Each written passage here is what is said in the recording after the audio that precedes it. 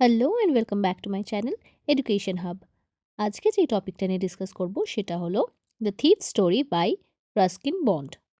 কিছু কিছু মানুষ ভাবে যে the thief story is about robbery, but I tell you that it's actually a story about human psychology and the transformative power of education.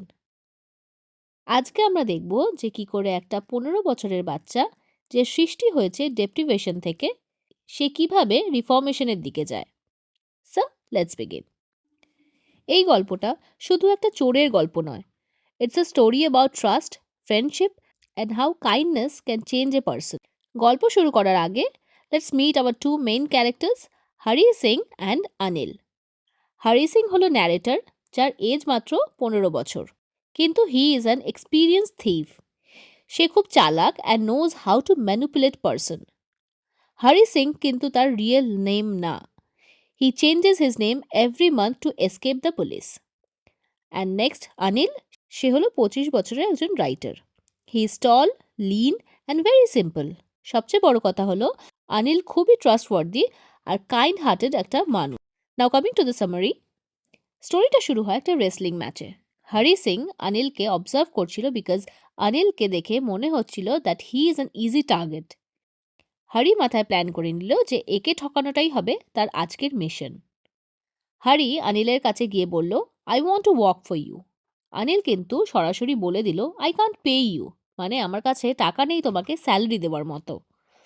কিন্তু হরি সিং ছাড়বার পাত্র নয়।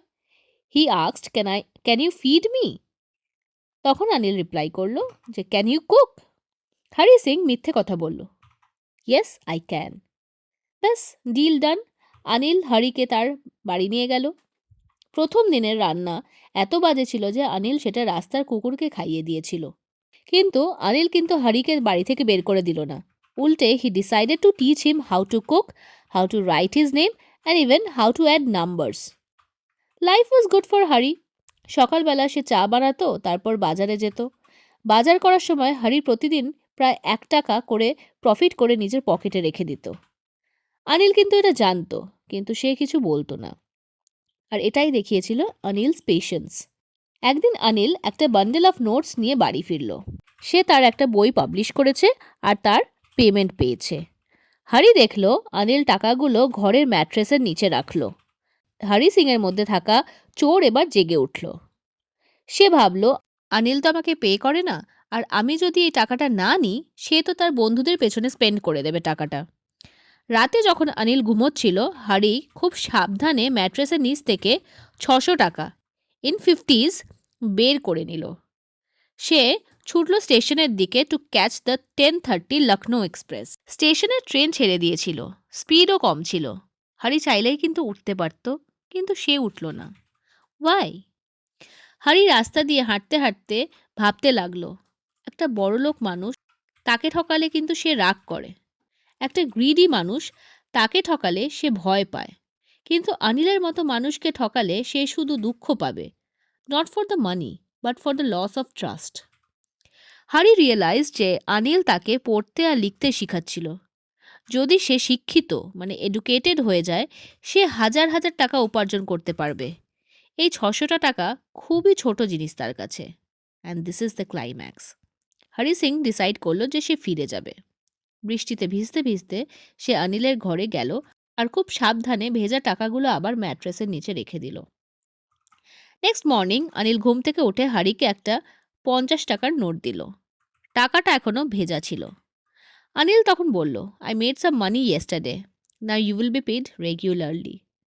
হরি রিয়েলাইজ করলো যে অনিল সব জানে। অনিল বুঝে গেছে যে হরি চুরি করেছিল, কিন্তু সে একটা কথাও বলল না বা পুলিশকেও ডাকলো না। This kindness completely changed Hari Singh. So the moral of the story what we see is love and education can change even the most hardened criminal. Now coming to the themes of this story, the power of education is the first theme. Next is human values versus greed. তারপরেরটা হলো রিফর্মেটিভ justice.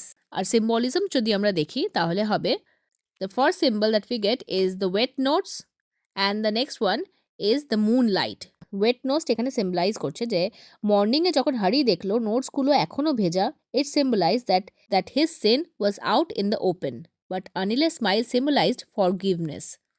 The dampness is the bridge between the rainy night of the theft and the fresh morning of a new life. At the moonlight, notice করবে যে হারি যখন চুরি করেছিল মুনবিম ব্যালকনিতে পড়ছিল। তো মুনলাইট এখানে ট্রুথের symbol. It exposes the crime that Hari was trying to hide in the dark.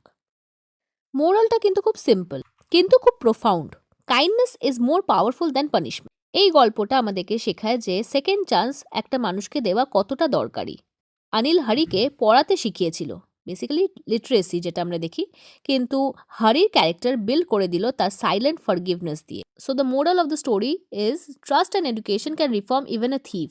Sometimes একটা স্ট্রিক্ট পানিশমেন্ট না, বরং একটা জেন্টাল বিলিফ মানুষকে বদলে দিতে পারে। দ্য থিভ স্টোরি আমাদেরকে এটা শেখায় যে people don't change because of fear, they can change because someone believes in them. And before I go, এইবারে বোর্ডসের জন্য এই কোয়েশ্চেন্সগুলো প্র্যাকটিস করতে পারো। That Anil was the most trusting person Hari had ever met, discuss the irony, why did Hari Singh go back to Anil, and এখানে তুমি focus করতে পারো on the education aspect. And the last one is explain the significance of the wet notes. So this was all about the thief story. তোমাদের যদি ভালো লাগে তাহলে অবশ্যই লাইক, শেয়ার অ্যান্ড সাবস্ক্রাইব করবে আমার চ্যানেলটাকে। তো দেখা হচ্ছে নেক্সট ভিডিওতে। টাটা।